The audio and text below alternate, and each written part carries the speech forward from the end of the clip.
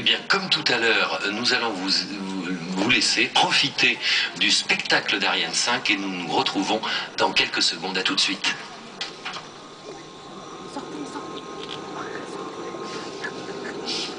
À tous les duos, attention pour le décompte final.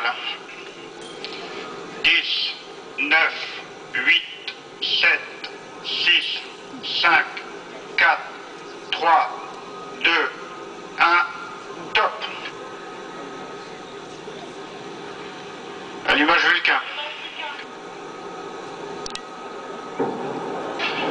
Allumage EAP, décollage.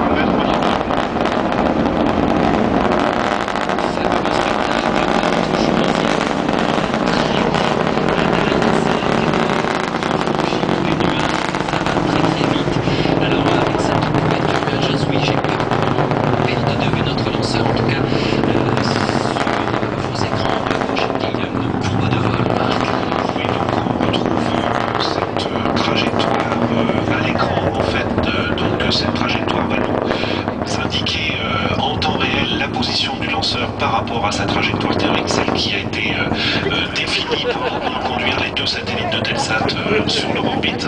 Et on va y voir apparaître aussi toute la séquence de vol, les différents événements qui vont conduire jusqu'à la séparation des deux satellites.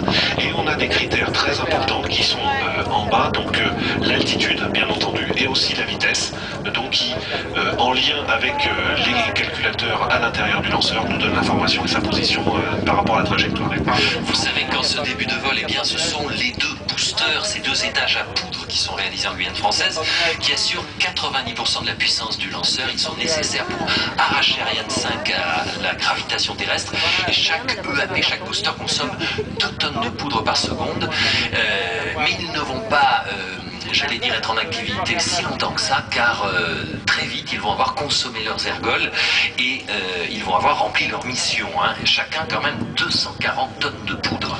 Oui, mais on a besoin de 1300 tonnes de poussée au décollage pour arracher Ariane 5 donc du sol guyanais. Effectivement, une fois que les deux boosters auront fonctionné, donc on a une masse inutile de 38 tonnes pour les deux boosters, donc on va se séparer et le lanceur va continuer seul sa mission. Alors, disons-le tout de suite, hein, voilà, ces deux boosters, voilà, on l'a vu effectivement de nos yeux, vous le voyez cette fois avec une caméra embarquée, on éloigne ces propulseurs vides du corps du lanceur grâce à des fusées d'éloignement, et Ariane 5 continue sa route, mais on va tout de suite anticiper sur l'événement suivant, Marc, qui est que la coiffe va devenir inutile au-delà de 100 km d'altitude, puisqu'il n'y aura plus ni frottement ni risque de vibration acoustique pour nos deux passagers, et donc on va se débarrasser de cette coiffe. Oui, la coiffe participe d'une part à l'aérodynamisme global du lanceur, mais elle a aussi pour vocation de protéger les satellites pendant la phase d'attente au sol, pendant la traversée des couches denses de l'atmosphère, et en fait sur une détection et sur un calcul de flux aérothermique, elle va être séparée une fois que le vide sera atteint et que les satellites n'auront plus de risque d'échauffement. Et vous verrez donc deux demi-coiffes, hein, parce qu'elle est séparée en deux, qui vont s'éloigner un petit peu. Regardez.